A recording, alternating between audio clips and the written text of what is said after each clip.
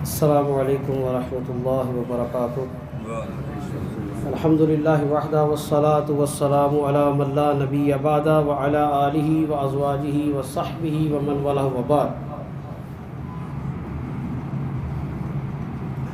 قال النبی صلی اللہ علیہ وآلہ وسلم بروایت عائشہ رضی اللہ عنہا کان رسول اللہ صلی اللہ علیہ وسلم یجتہد فی العشر الاواخر ما لا یجتہد فی غیرہ او کما قال عائشہ رضی اللہ عنہا۔ صحیح مسلم کے اندر سیدہ عائشہ صدیقہ مطہرہ نبی رحمت صلی اللہ علیہ وسلم کی رمضان کے آخری عشرے کی وضاحت فرماتی ہیں، اور وضاحت یہ ہے کان رسول اللہ صلی اللہ علیہ وسلم، اللہ کے رسول صلی اللہ علیہ وآلہ وسلم یجتہد فی العشر الاواخر، رمضان کے آخری عشرہ میں بہت زیادہ کوشش کرتے، بہت زیادہ محنت کرتے، اللہ کی عبادت میں بہت زیادہ وقت نکالتے، ما لا یجتہد فی غیری، اور وہ محنت آپ کی کسی اور وقت میں نہیں دیکھی گئی۔ یعنی رمضان کے پہلے 20 روزوں میں بھی وہ محنت نہیں تھی، وہ عبادت کی کثرت نہیں تھی، اور اس سے پہلے بھی نہیں تھی۔ اب نبی کریم صلی اللہ علیہ وسلم کی وہ محنت کیا تھی؟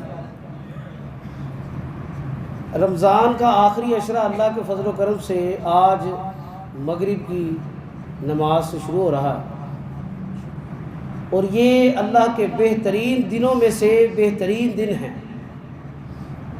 یعنی اللہ کے ہاں سال میں محبوب ترین دن جو ہیں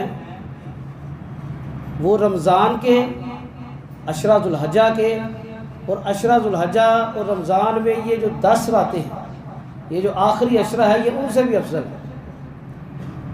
تو نبی رحمت صلی اللہ علیہ وسلم نے فرمایا کہ ان دنوں میں اللہ کی رحمت اور مغفرت کو تلاش کرو، اور ان دنوں میں ایک ایسی رات ہے جس کے اندر عبادت کرنے والے کو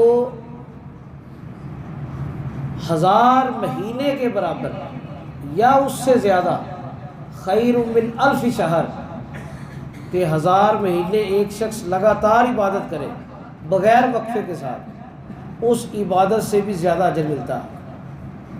یہ کم و بیش کوئی 80 کے قریب سال بنتے ہیں، اور ہمارے موجودہ دور میں اوسطاً کسی کی عمر اب موجودہ جو ہے وہ 70-80 تک جا کے بریک لگ جاتی ہے،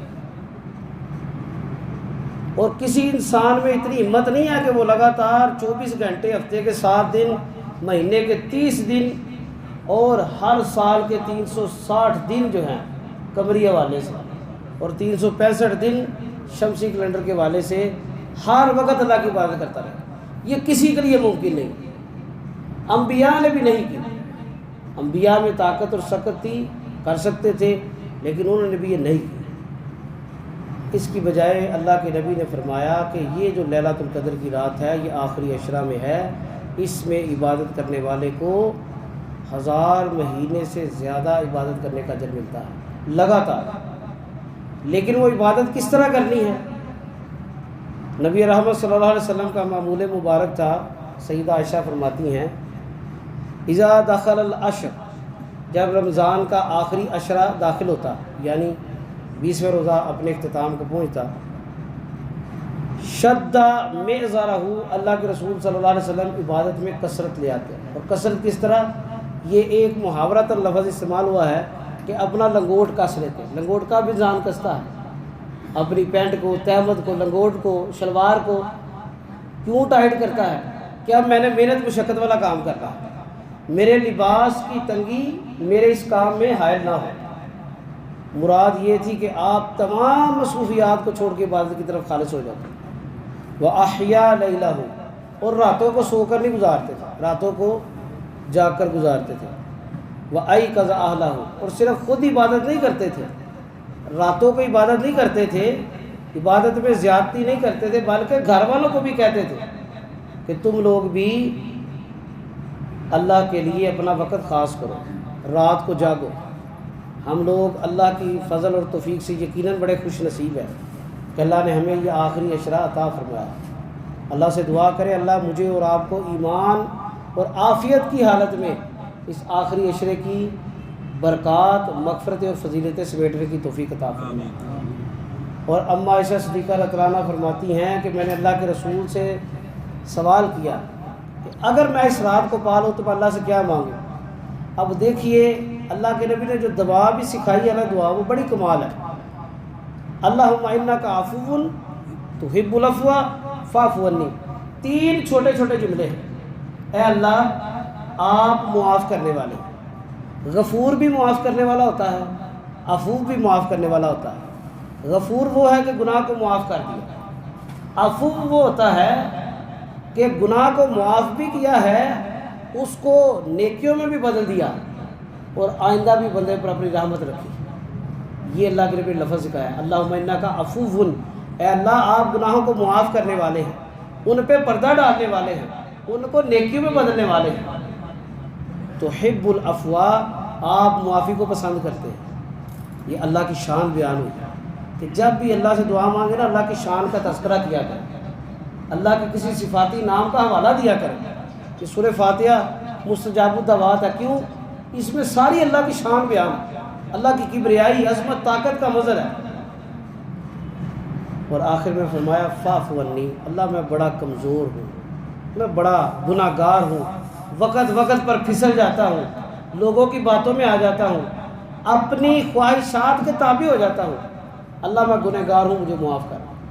یہ نبی علیہ السلام نے دعا کسے سکھائی ہے؟ سیدہ عائشہ صدیقہ مطہرہ رضی اللہ عنہا کو۔ انسان سب سے قیمتی اور اہم چیز سب سے پہلے کسے بتاتا ہے؟ اپنے گھر والوں کو۔ اور آپ نے یہ اپنے گھر والوں کو، اہل بیت کو جو باتیں بیان کی ہیں، اللہ کے نبی کا مصداق یہ تھا کہ میرے صحابہ، میرے اہل بیت میری امت کے معمار ہیں، امت کے استاد ہیں۔ کچھ باتیں صحابہ سے ملتی ہیں، کچھ اہل بیت سے ملتی ہیں۔ ان تمام ہدایات کو ملا کر دین محمدی صلی اللہ علیہ وسلم بنتا ہے۔ تو عزیز سامعین، یہ قیمتی گھڑیاں ہیں، انہیں ضائع نہ کیجیے گا۔ شاپنگوں میں، دوستوں کے ساتھ فضول پھرنے میں، چائے، بوتل آئس کریم کے اڈوں پر فضول بیٹھنے میں۔ کچھ لوگ ہیں وہ افطاری کرتے ہیں، افطاری کر کے چوکوں چوراہوں پر کھڑے رہتے ہیں، وقت ضائع کرتے رہتے ہیں۔ مسلمان ہیں، غیر مسلموں سے ہمیں کوئی گلہ نہیں، جو مرضی کریں، ہمیں ان سے کوئی سروکار نہیں۔ قرآن کا مرکز و محور اور ہماری تبلیغ کا مقصد صرف اللہ کے بندے مسلمانوں کے لیے۔ ان لمحات میں کثرت سے اللہ کا ذکر کریں، قیام جتنا لمبا ہو سکتا ہے کریں، قرآن کی تلاوت کریں۔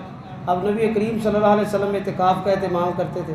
جن لوگوں نے اعتکاف میں بیٹھنا ہے وہ بڑے خوش نصیب ہیں، اس عظیم سنت کو سر انجام دے رہے ہیں۔ تو وہ فجر کے بعد اپنے خیمے میں چلے جانا ہے، عصر کے بعد مغرب سے پہلے تک آپ نے مسجد میں آنا ہے، لیکن اپنے خیمے میں 21ویں روزے کی فجر پڑھ کے چلے جانا ہے۔ یہ مسنون طریقہ ہے۔ اور اعتکاف میں فضول وقت نہیں ضائع کرنا، گیمیں نہیں کھیلنی، ٹک ٹاک، فیس بک، یوٹیوب پہ وقت ضائع نہیں کرنا، دوستوں سے گھنٹوں گھنٹے اور منٹوں باتیں نہیں کرنی۔ بڑا ضروری کسی کے ساتھ کوئی میسیج دینا ہے، گھر سے کوئی چیز منگانی ہے، اتنی بات کر لو۔ اپنا تعلقات لوگوں سے کم کر لو۔ 360 دن ہیں پورے سال کے، اور ان 360 دنوں میں صرف 10 دن ہیں جن میں خالص اللہ کے لیے محنت کرنی ہے۔ تو اللہ تعالیٰ سے دعا ہے کہ اللہ تعالیٰ بیان کرنے والے کو بھی اور سننے والوں کو بھی عمل کی توفیق عطا فرمائے، اور اس آخری عشرے کو نبی رحمت صلی اللہ علیہ وسلم کی سنت کے مطابق گزارنے کی توفیق عطا فرمائے۔ وما علینا الا البلاغ۔